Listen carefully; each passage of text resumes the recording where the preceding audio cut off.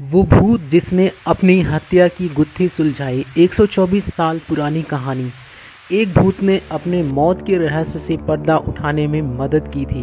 मृतक महिला को उसके ही पति ने बेहद शातिर तरीके से मार डाला था, लेकिन भूत ने सपने में आकर अपनी मौत के रहस्य को खोल दिया।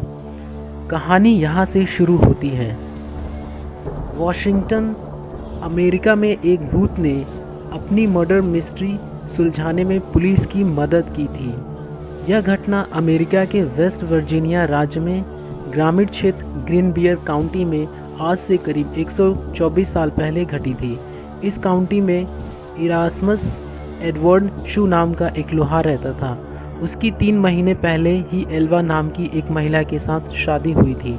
जनवरी 1897 की एक रात एडवर्ड ने अपने पड़ोस के एक लड़के को काम करने वाली जगह से घर भेजा ताकि वह देख सके कि उसकी नई नवेली पत्नी को बाजार से कुछ चाहिए तो नहीं। घर की सीढ़ियों पर पड़ी मिली थी लोहार की पत्नी। यह लड़का ग्रीनबियर काउंटी में उसके घर के दरवाजे पर पहुंचा तो उसने एल्वा को सीढ़ियों के नीचे पड़ा पाया।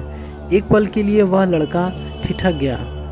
उसे समझ नहीं आ रहा था कि वह क्या करे। उसने एल्वा को सीधा किया और चेक करने की कोशिश की कि आखिर क्या हुआ है। एल्वा का सिर एक तरफ झुका हुआ था। पहले तो उसे लगा कि एल्वा शायद सो रही है। वह चुपचाप उनकी ओर बढ़ा और मिसेज शू कहकर उन्हें जगाने की कोशिश की। कोई जवाब न मिलने पर वह घबराकर वहां से दूर चला गया और अपनी मां को इस बारे में बताया।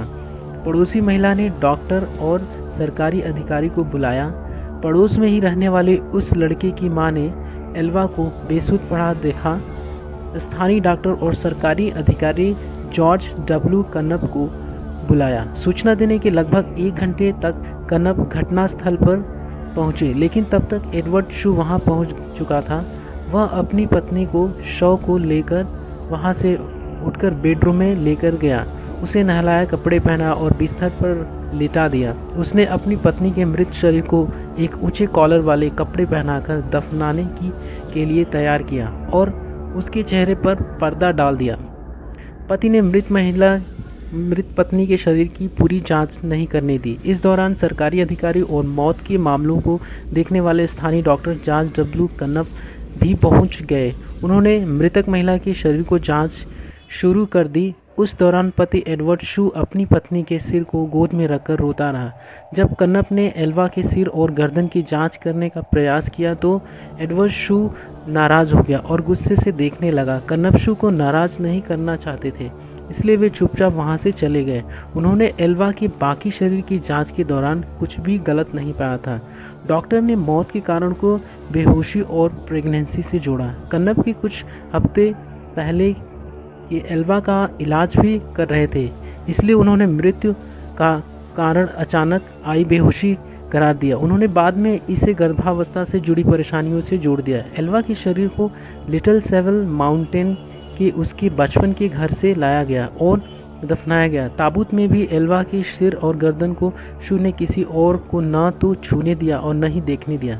हालांकि उसे के इस अजीब व्यवहार को लेकर वहां मौजूद लोगों में कोई शक नहीं पैदा हुआ। एल्वा की मां को अपनी बेटी की मौत पर नहीं था यकीन। एल्वा की मां मैरी जेन हिस्टर को छोड़कर हर कोई इस मौत को प्राकृतिक मान रहा था। वह शू को कभी पसंद नहीं करती थी और उन्हें बिना सबूत के भी यह यकीन नहीं हो रहा था कि शू ने उसकी बेटी की हत्या कर दिया। पर बड़ी बात यह थी कि सिर्फ एल्वा ही बता सकती थी कि उसके साथ क्या हुआ था। ऐसे में मैरी जेन हिस्टर ने एल्वा की उन्होंने आत्मा को बुलाने के लिए कई विशेष पूजा और प्रार्थनाएं शुरू कर दी। कई हफ्तों तक सुबह शाम प्रार्थना करने के बाद उसे एल्वा की आत्मा से उत्तर मिला। मां ने अपनी बेटी की आत्मा को बुलाया। हिस्टर ने दावा किया कि उसकी बेटी उसे अपनी कहानी बताने के लिए लगातार 4 रात सपने में दिखाई दी। उन्होंने कहा कि आत्मा पहले एक उज्जवल प्रकाश के रूप में प्रकट हुई, धीरे धीरे एक मानव रूप लेकर अपनी कहानी बताने लगी। इस दौरान पूरा कमरा ठंड से भर जाता था। लगातार 4 दिनों तक एल्वा की आत्मा ने अपनी मां को सपने में के जरिए पूरी कहानी शुरू कर दी। एल्वा के भूत ने बताई अपनी मौत की पूरी कहानी। एल्वा के भूत ने उसकी मां के सामने कबूल किया कि शू ने उसके साथ क्रूरता और दुर्व्यवहार किया। एक रात जब एल्वा ने रात को खाने में मीट नहीं बनाया तो उसने एल्वा पर हमला कर दिया और मारपीट की शू ने मारपीट के दौरान एल्वा की गर्दन तोड़ दी, जिसके बाद एल्वा के भूत ने अपने सिर पूरी तरह से पीछे घुमाया और वहां से चली गई। इस घटना के बाद एल्वा की मां पब्लिक प्रोसिक्यूटर जॉन प्रेस्टन के पास गई और मामले को फिर से खोलने की अपील की। प्रेस्टन ने भूत के बारे में उसकी कहानी पर विश्वास किया और आसपास के लोगों से पूछताछ शुरू कर दी। सरकारी वकीलों ने शव को कब्र से निकलवाकर जांच करवाई। शू के पड़ोसियों और दोस्तों ने एल्वा के अंतिम संस्कार के दौरान उसके अजीब व्यवहार के बारे में सरकारी अभियोजक प्रेस्टन को बताया था। डॉक्टर कर्नप ने भी स्वीकार किया कि उन्होंने एल्वा के शव को पूरी तरह से जांच नहीं की थी। प्रेस्टन के लिए ये दोनों बयान शव के फिर से परीक्षण के आदेश को पाने के लिए पर्याप्त थे। उन्होंने कोर्ट के आदेश से शू की आपत्तियों के बावजूद शव को कब्र से बाहर निकलवाया और जांच के लिए मोर्चरी लेकर गए।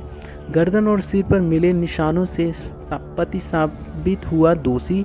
एक स्थानीय समाचार पत्र द पोकाहोंटस टाइम्स ने बाद में रिपोर्ट किया कि गले पर उंगलियों के निशान पाए गए थे, जिससे पता चलता है कि एल्वा की मौत दम घुटने से हुई थी। उसके गर्दन पर गला घुटने के निशान पर पाए गए थे, जिसके गर्दन की नस और कोशिकाओं को काफ़ी नुकसान पहुंचा था। गर्दन की हड्डी भी टूटी हुई थी मिली, जिसके बाद इस मौत की विस्तृत जांच की गई और शू को उसकी मौत का गुनाहगार माना गया।